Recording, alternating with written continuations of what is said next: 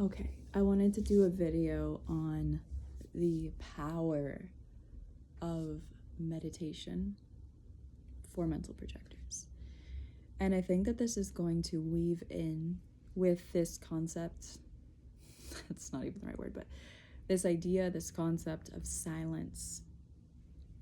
There's this affirmation that's been coming up for me that I feel is a really powerful one for mental projectors. And it's simple. It's just, I am silence. And take what resonates. I'm going to share from my personal experience, but silence is something that I find very challenging and have been trying to implement more of in my life. And I've been coming to this realization that if our mind is our external authority, if it's not for us, if our mind is for the other, which is what human design speaks of or tells us, is that the mind is for the others. And as a mental projector, if that's our only consistency, is our minds and the way that we communicate our minds, what I feel is that we are really meant to be here for the other.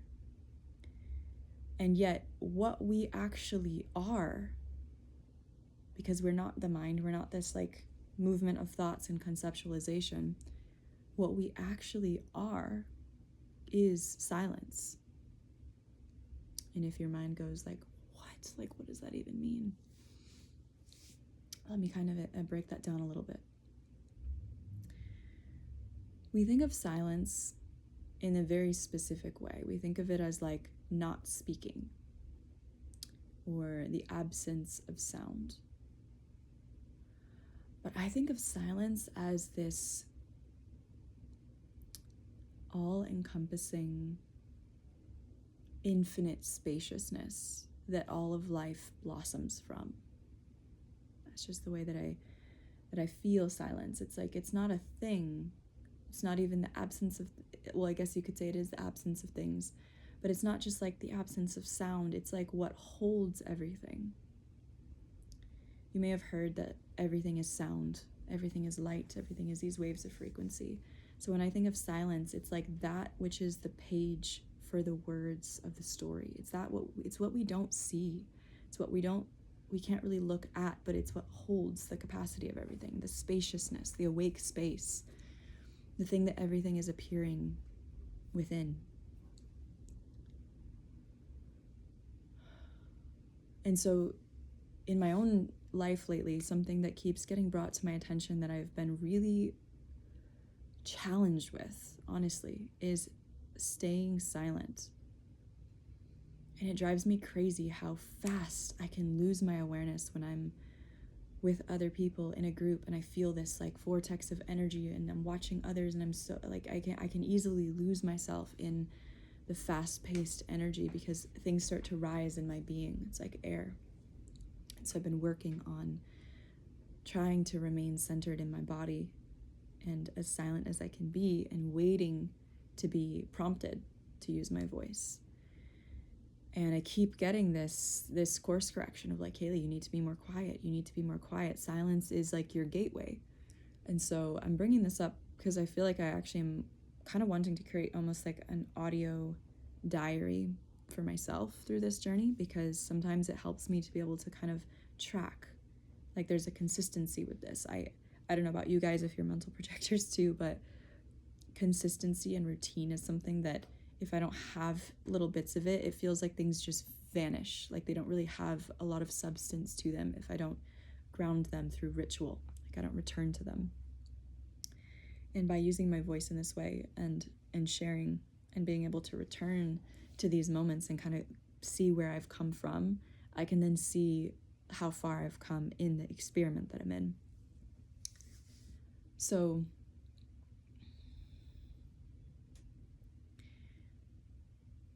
the moments that I have found myself staying silent successfully, though it might not be all the time, the moments that I'm finding myself in that space of just witnessing, like observing what's happening in others, observing the energy, and giving myself this permission slip to just be, to not need to interject. There's so much I'm learning from this practice that's like incredibly inspiring to me. And I wanted to share some of that because I think that in the beginning, when we're told we need to be quiet, we need to be silent, it doesn't always sound sexy or fun or like the thing we want to do. We're like, what? I have so much I want to share. I have so much I want to, like, so much I recognize and see in the world. And I want to be recognized for my wisdom. And it can feel challenging to just shut up and be still and watch. And so I feel that the only reason that I share this publicly is that my hope is that through whatever I'm learning, maybe I can plant a seed that inspires somebody to want to practice with this more. Because for me, when I have something that shows me what I'm getting from it, what I'm going to be gaining in my life, it makes it more inspiring, more motivating. It makes me want to continue the practice instead of just like, be quiet. And you're like, well, why? If just because somebody told me to, just because human design said something about silence, like, I personally feel that when we are connected to our why, personally, like on a somatic level, when something inspires us about how something will shape our lives, and we can get invested in the feeling behind that, there's so much more capability for somebody to follow through with that than just somebody telling you. That's not inspiring. So often, I think, myself included, we do things because somebody told us to. And oftentimes those are the times we fall off the wagon because that's just not really that encouraging. And that may also play into your unique motivation. Who knows? Mine is innocence. And I feel that innocence is very linked to curiosity. So I'm sharing this from my personal journey. There's like a curiosity bubbling up in me of what more is going to come in my life from remaining more quiet, because of what I've already seen begin to just shift a little bit. And I'm not doing super well so far, hence why I want to do an ongoing experiment diary of this, because I would say I'm starting to implement it and I'm starting to see little shifts, but I get a lot of course correction from my partner, from my friends, that I need to be more quiet. You know, our auras are very sharp. When we speak, when we're not invited, it's very intrusive. It almost feels to me a little bit parasitic. It's like we're taking somebody's peace when it's not invited to pierce in. And one of the first things that I'll share that and I am going to get to meditation at the end, by the way. I'm feeling drawn to speak about this first. And I'm going to come back to this idea of I am silence as we go on. The first thing that I am experiencing is that my whole life, at least as long as I can remember, I have always felt that I have social anxiety. I've always felt just dysregulated. Maybe there's other people who are environmental that also feel this way. I wouldn't be surprised. Anxiety was a huge part of my life. Since beginning to work on my biomechanics, it has helped me so much. And yet there's still this subtle sense of, I feel like there's a word for it. It's almost like jittery energy, and it's like unsettling. And what I'm coming to understand, which is really profound for me, is that jittery, dysregulated kind of energy, maybe not fully dysregulated, but just feeling a little bit unsettled or like contracted or like pulled away from life, seems to come from all of the moments that I'm speaking when I was not invited to speak. That was a huge breakthrough moment for me to see that. I was at a retreat, what was that, a month and a half ago, and I started practicing being quiet in that space. And I started to notice the moments where I would forget and I would say something, I would start to feel that anxiety come in. And not only was it a physical anxiety, it was like this really intense contraction. All my energy would rise up. I would get really heady and start to think like like trying to plan out what I was going to say and just getting very removed from the moment. And usually how that would translate for me was being 1 foot in, 1 foot out of every discussion with anybody. It was like I was trying to leave the conversation, even if not physically, but energetically. I was trying to leave the conversation while we were still conversing because I was trying to escape that feeling. And I felt trapped by the way in which I had initiated that conversation. And what I started to track in myself was that the moments that I just simply allowed somebody to come to me, the way in which my body expressed the energy that came to my throat felt like it came from lower down, which is interesting because I don't have any definition down here. But it felt more rooted. It felt calm. It felt peaceful. It felt like something was just being allowed to flow through me. There wasn't this like, oh, what do I say? What do I do? Energy rising up. It was just this like calm, centered, this feeling of wisdom came from it. Instead of this frantic kind of not self, like shallow energy that would come in the past that I was feeling.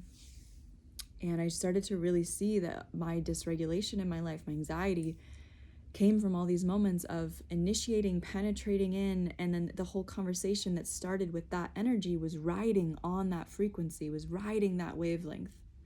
So that is something that I'm finding really inspiring. So I'm like, wow, I could let me just zoom out and say, that's a huge deal. If you're somebody who has dealt with any form of dysregulation or anxiety in your nervous system, the nervous system is literally the highway for everything in your body. Like your entire well-being depends on your nervous system. So if you're constantly beginning conversations or even experiences in your life, actions in your life from that place of not being invited in, and it's coming from the mind, there's a dysregulated energy that's kind of like percolating your life that could completely shift from staying silent and allowing things to come to you. You can imagine this, like the best analogy for projectors I find is like just looking at sex. Like if the projector's aura is like this huge phallus, right? And if you think about the sexual experience, if somebody is not inviting that in, there's going to be tons of contraction and pushing and effort and resistance, and it's not going to go well. There's just screaming and, it's rape. It's not an enjoyable experience ever when that is forced upon anybody. And energetically, that's really the same experience that we're having in our aura. When we speak, obviously it's a little bit less intense than physical like that, but energetically, you can think about it like that. You're going to meet resistance. You're going to meet contraction. But if you want to live in a place of feeling expansive and open, you wait for somebody to invite you in. If you think about a sexual experience where that person is invited in and what that can become, the energy of a really beautiful sexual encounter and the love, the magic, the synergy, the co-creation that comes from that life force being used in the correct way. It's a completely opposite experience having an invitation versus not. So that is inspiring me. That part is seeing how much I can change my nervous system through being quiet. What else do I want to share here?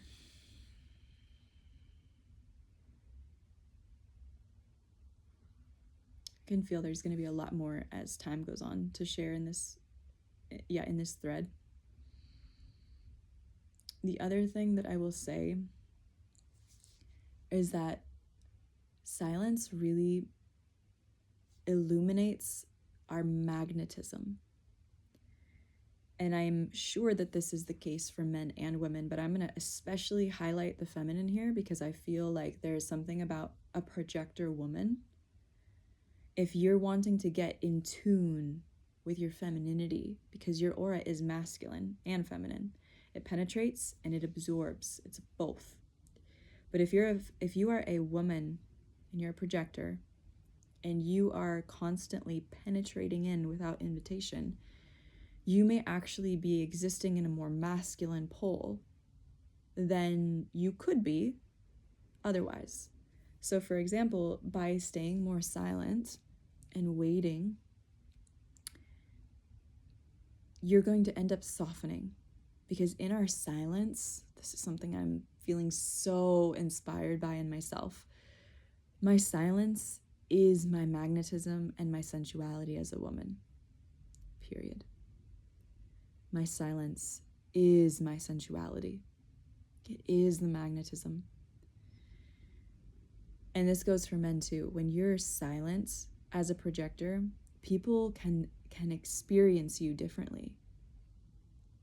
They want to know what's going on behind the scenes, because what I'm starting to find, and something my partner said to me, who's also a projector, he said something to me about when he first started his experiment, and he's on, I believe, year 5 of his, and he's really good at this. When he first started his experiment, he said that he fell in love with the richness of his inner world, and people started to sense that in him and invite him more. And I love having his feedback on this, because as I'm starting to tap into the little pockets of this, when I'm not forgetting and I'm remembering to be silent, what I feel is this falling in love with the universe, this like real inward pull that feels really rich. Like, that was the perfect word that he used. It feels so rich to me. And when, it's like the mirror of life is always reflecting back to us what we're vibrating at, what we're existing at. So if we're experiencing this coming home to ourselves, this kind of pulling back inwards into our inner wisdom, into observing, into witnessing, into silence, into being the silence, especially as a mental projector, you're just this silent field, and then there's this narration happening over it. This silent field. When we can pull back into that rich energy, that is what the mirror of life is going to reflect back to us. Because what we're doing is we're in recognition of our true self, the silence of our being. We're in recognition of this inner wisdom that just kind of permeates through an environment when we're quiet like that. And it may not come right at first. You may not get recognition, especially if you're coming from a place, this is what I've found. If you're trying to be silent in order to get recognition, it's not going to work, because you're coming from need, from lack. So you're going to attract need/lack. But if you're coming from a place of being so enamored by your own silence and just observation, and you're really remembering yourself, you're in recognition of yourself, those are the moments that you get recognized. And whether it's through an invitation or just through seeing that somebody is recognizing your energy, like sometimes you just feel that. Sometimes I'll look around and I'm like, oh, that person, like sometimes, I don't know if other people experience this, sometimes people consciously recognize you, and other times you know that somebody is energetically recognizing your energy, and they might not even be consciously aware, which is a funny thing to speak to. It's like, how can you be like aware of something and not conscious of it? But it happens. It's actually quite a funny framework to start seeing. But there's a lot of times that I'm walking on the street and I'm like, oh, that person's energy body is in recognition of something in me, but they're not consciously thinking about it or aware of it. They're thinking about something else. So there's different layers of consciousness and awareness. And when we're starting to deepen into this silence, we start to see the different dimensions of energy that are happening around us so much more clearly. And this is why I'm going to bring this to meditation, and just pause this after this, because I feel like I'll do more videos on this as I get better at this silence thing, because it's not always easy. It's very easy to lose ourselves in the pace of everyone else, in the words, the conditioning, the airy kind of energy that comes from fast communication, especially in the age of Aquarius. And especially if you're a mental projector and you feel the environment and the feelings of everyone else, to stay rooted is such a practice.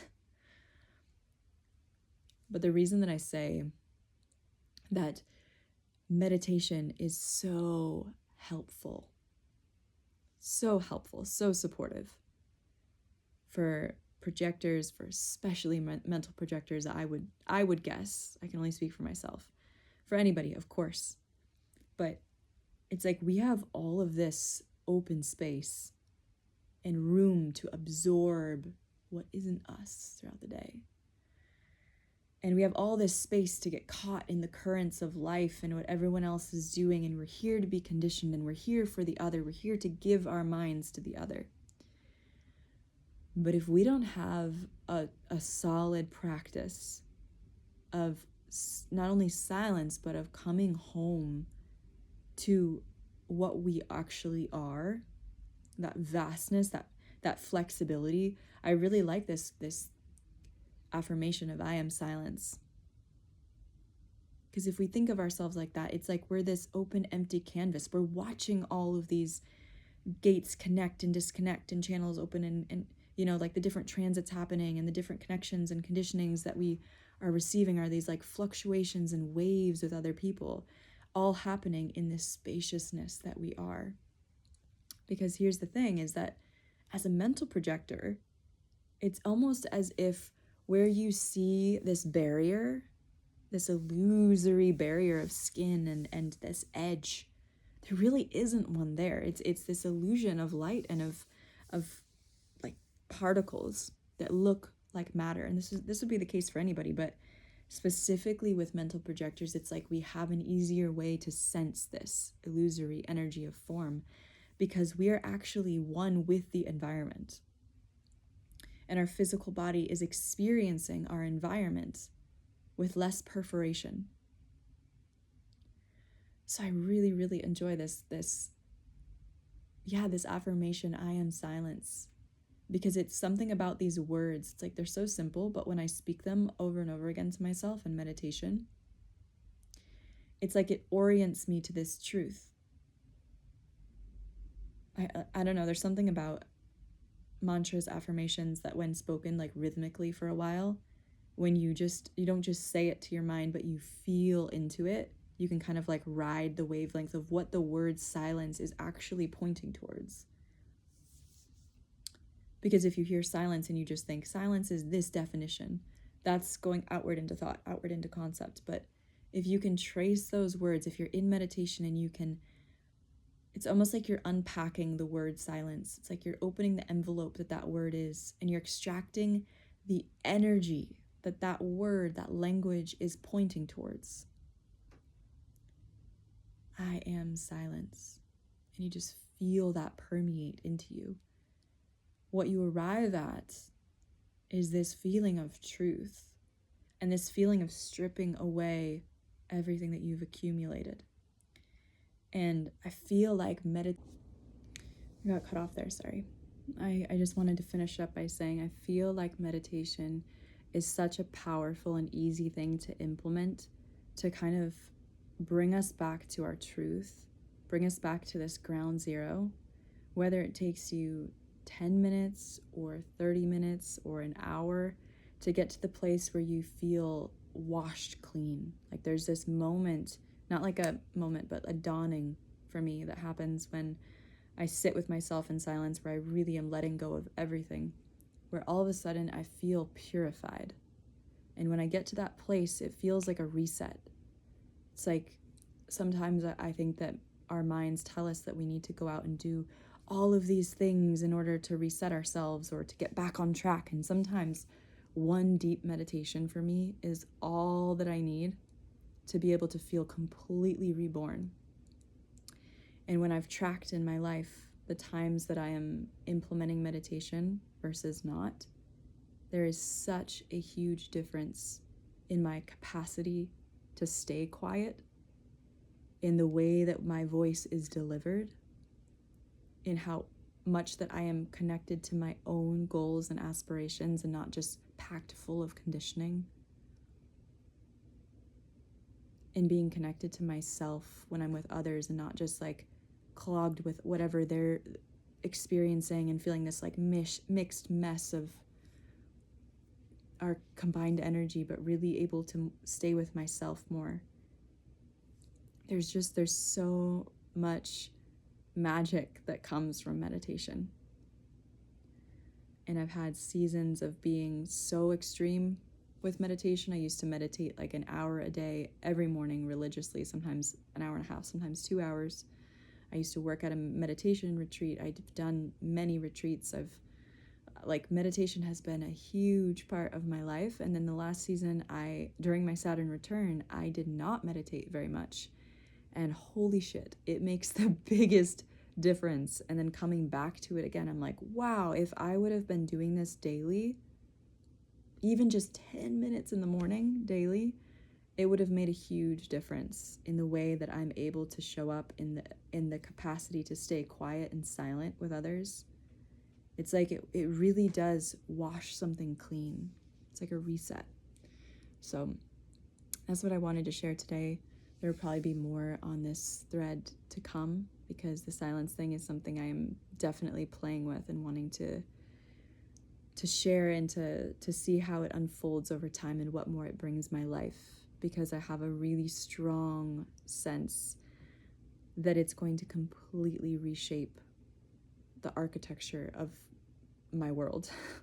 So I hope that inspired something in you, and I hope that you find some deeper silence in yourself.